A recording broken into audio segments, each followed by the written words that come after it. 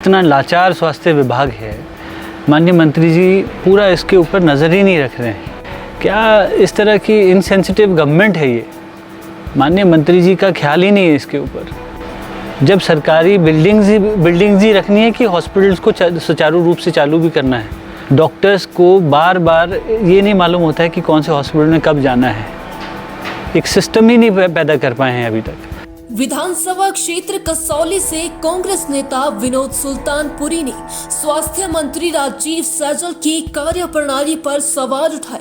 उन्होंने कहा कि कसौली के विधायक भाजपा सरकार में स्वास्थ्य मंत्री है, लेकिन विडंबना यह है कि सैजल अपने ही क्षेत्र में स्वास्थ्य सेवाओं को ठीक नहीं कर पाए तो प्रदेश की क्या हालत होगी, इसका अंदाजा सहज ही लगाया जा सकता है।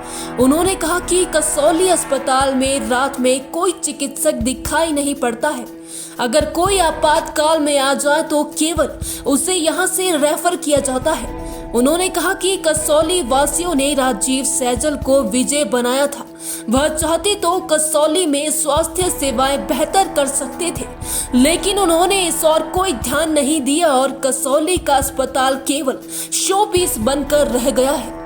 स्वास्थ्य सुविधाओं का जो आज हम देख रहे हैं, इतना लाचार स्वास्थ्य विभाग है, माननीय मंत्री जी पूरा इसके ऊपर नज़र ही नहीं रख रहे हैं। बड़ी दुखद बात है। और कल ही एक बड़ा इंसिडेंट हुआ। 34 साल का एक लड़का था, उसका देहांत हो गया। जहर खाया था उसने।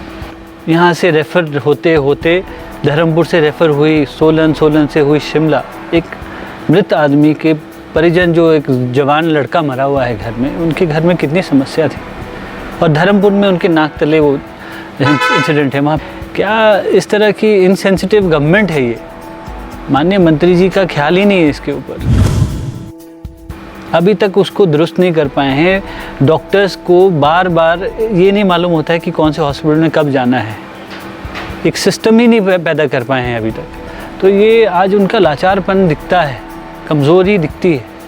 ये सामने की बात है, कोई छुपी हुई बात नहीं है। उनके घर के नीचे, उनके नाक के नीचे इस तरह की बात होती है, तो क्या उसके लिए उनके ऊपर जिम्मेदारी है कि नहीं है इसके बारे में? तो मैं बताऊं, एक रेडियोलॉजिस्ट हैं जो एक दिन एक जगह जाएंगे, एक दिन दूसरी जगह जाएंगे। क्यों ये नौकरियां क्यों नहीं दे रहे हैं? क्या कमी है सरकार के पास? इतने लोन्स आप लेके आ रहे हैं वो दिल्ली से, किस लिए ले रहे हैं आप? यहाँ पे ऐसा तो है नहीं कि बच्चे यहाँ पे पढ़े लिखे नहीं हैं। जब सरकारी बिल्डिंग्स ही रखनी है कि हॉस्पिटल्स को सुचारू रूप से चालू भी करना है। जब डॉक्टर्स नहीं होंगे, वहाँ पे टेक्नीशियंस नहीं होंगे, तो आप किस तरह से चाहेंगे कि ये हॉस्पिटल्स चलेंगे? अगर कोई बड़ी, अभी जो ये हादसा हुआ जिसमें आग लगी थी हमारे कसौली में, वो सभी लोग पीजीआई को रेफ़र हुए। वो सभी लोग मैक्स में जो बड़े हॉस्पिटल है उसमें जाना पड़ा है उन्हें। क्या हमारे यहाँ पे सुविधाएं नहीं हैं? आपने उसके ऊपर क्या विचार नहीं किया? इसलिए आप रेफ़र करते हो। बड़ा आसान हो गया कि रेफ़र करना है।